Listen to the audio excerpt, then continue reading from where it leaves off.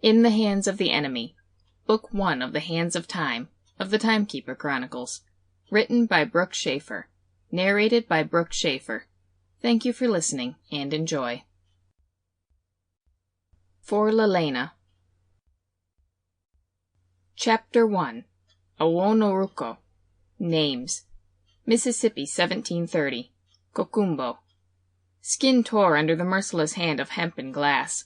He thought of his home, the tall grass and the blue skies, of the Aranco Amado and the Etu that moved in such herds. He thought of the Kete Kete Abela, a huge frothing mixture of black and white so it could make a man dizzy just trying to comprehend it and pick one from another. That was how they confused the Kiniun, after all. "What's your name?"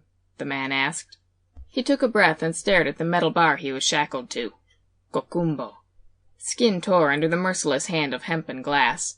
He thought of the trees he used to climb as a child, racing to the top with his brothers. They would laugh as the oboe fled, screeching. Well, the smaller ones would flee. There had been many occasions where the larger oboe would not flee, and would instead turn and come after them, chasing them back down the tree. While it was certainly scary, as oboe were very strong, there was still the thrill of the chase. "What's your name?" the man asked again. Without missing a beat, he said, "Kokumbo." Skin tore under the merciless hand of hemp and glass. He could feel the blood running down his back to his legs.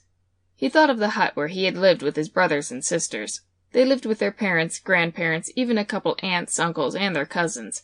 They all slept together in the hut, keeping warm at night when the temperature dropped. His oldest brother, Coyote, slept near the entrance, ready with a spear in case anything tried to get in, be it snake or enemy. Coyote was only a new man, true, but their father was unable to defend the home in such a way any more. "What's your name?" the man repeated. And again he replied, "Kokumbo." Skin tore under the merciless hand of hemp and glass, this time slicing the rather sensitive skin of his buttocks. He thought of his father. He had always been a mighty warrior, strong and sure of his movements, a great asset to any hunt. He had been wounded when an Aranco Amado attacked him, stampeding and crushing his leg. He was lucky that was his only injury, but his right leg was useless, following him around like a dog, hardly able to bear his weight and keep him upright. "What's your name?" He took a breath and said, "My name is Kokumbo."